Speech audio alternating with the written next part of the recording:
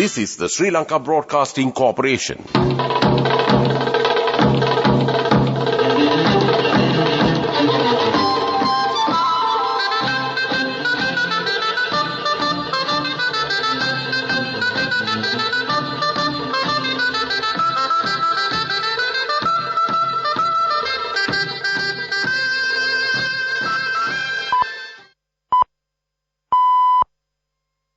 Eight 8:45 p.m. This is the Sri Lanka Broadcasting Corporation. The news, edited by Lakshman Fonseca and read by Mario Vijayavardhana. The headlines. State Minister Semasinga says 800,000 families are to get the Aswasuma benefits tomorrow. All the government and government-approved private schools will open tomorrow. The Urban Development Authority has taken measures to develop government schools to comply with the modern world.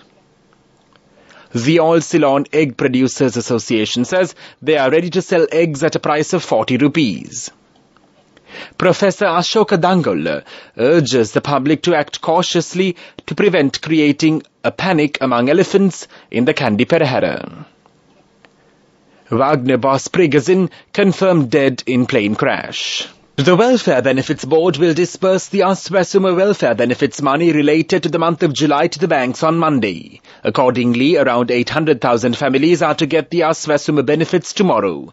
The State Minister of Finance, Shehan Semasinga, said out of the 1.5 million beneficiaries who have been selected, the money will be disbursed for the 0.8 million beneficiaries whose information has been confirmed correctly.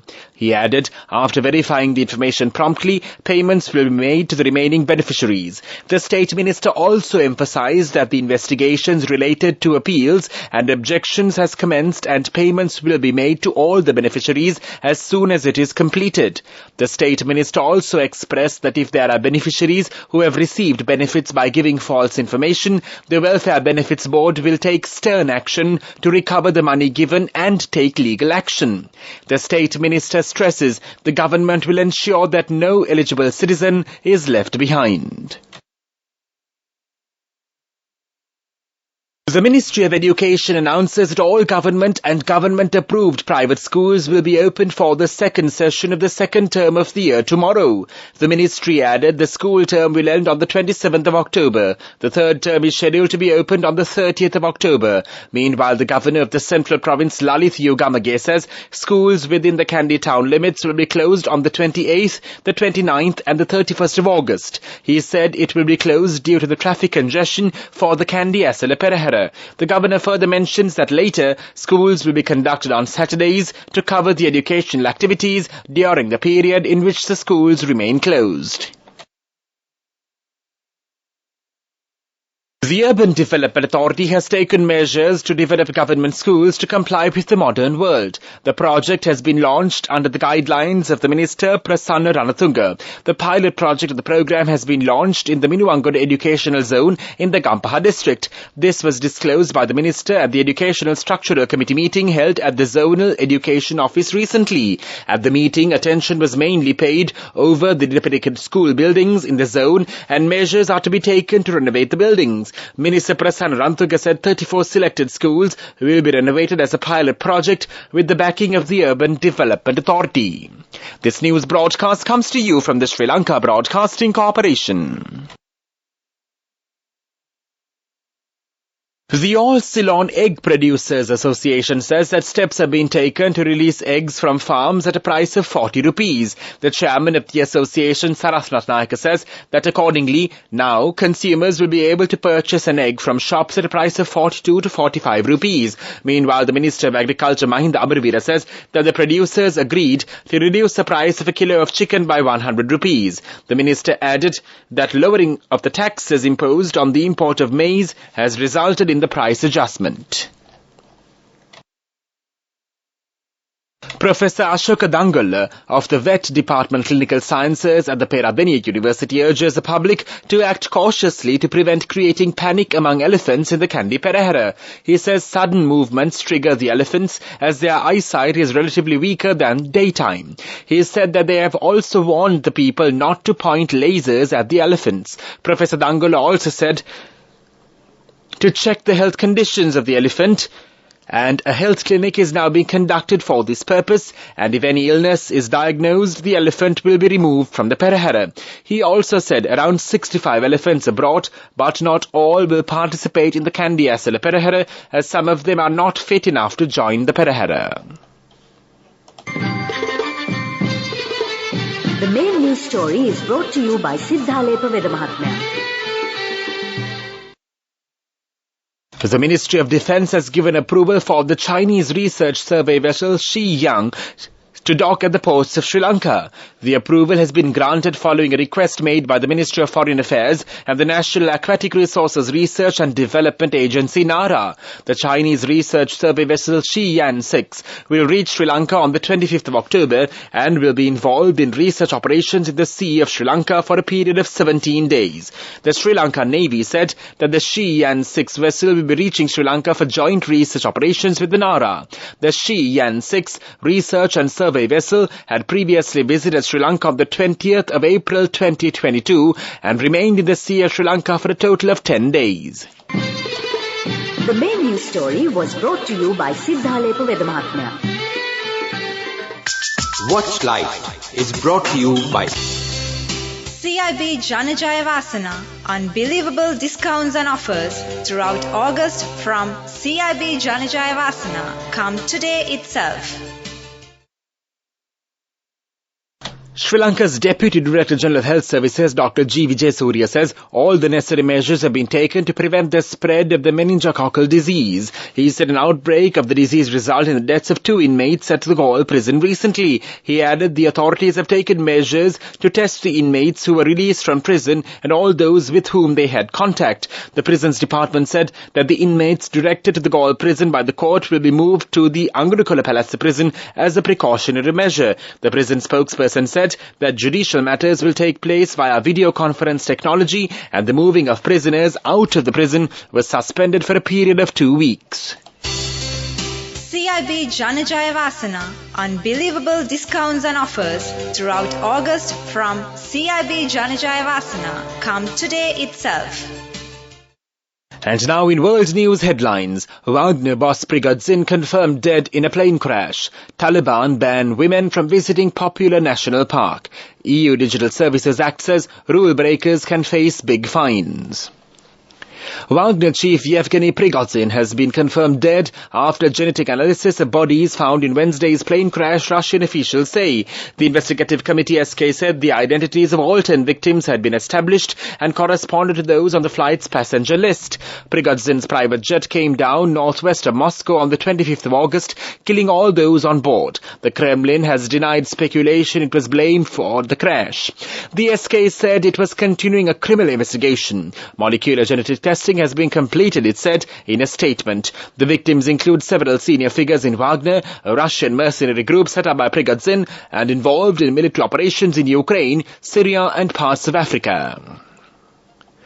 The Taliban have banned women from visiting the Band-e-Amir National Park in the central Bamiyan province. Afghanistan's acting Minister of Virtue and Vice, Mohammad Khalid Hanafi, said women had not been observing hijab inside the park. He called on religious clerics and security agencies to forbid women from entering until a solution was found.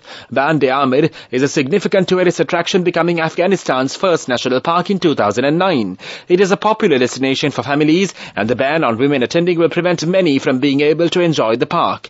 UNESCO describes the park as a naturally created group of lakes with special geological formations and structure, as well as natural and unique beauty. However, Mr. Hanafi said going to the park to sightsee was not obligatory, Afghan agency Tolo News reports.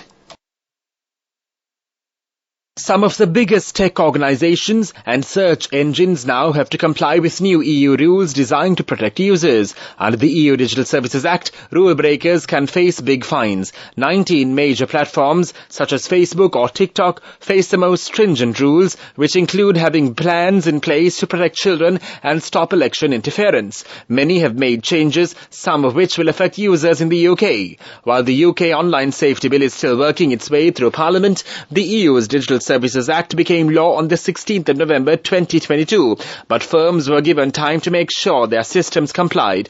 On the 25th of April, the Commission named the very large online platforms to comply with new rules. Accordingly, Alibaba, AliExpress, Amazon Store, the Apple App Store, Booking.com, Facebook, Google Play, Google Maps, Google Shopping, Instagram, LinkedIn, Pinterest, Snapchat, TikTok, X, formerly Twitter, Wikipedia, YouTube and Zalando. Search engines Google and Bing will also be subject to the rules. They had 4 months to comply with the Act's rules. Smaller tech services won't have to comply until next month. Or next year, rather. And now the main points of the world news segment once again. Wagner boss Prigozhin confirmed dead in plane crash. Taliban ban women from visiting popular national park. EU Digital Services Act says rule breakers can face big fines. That was world news. Development News is brought to you by Job opportunities for well-experienced housemaids and home cooks in Saudi Arabia and Kuwait for ages 40 to 58 years. Salary 125,000 rupees. Contact 037 7500 500.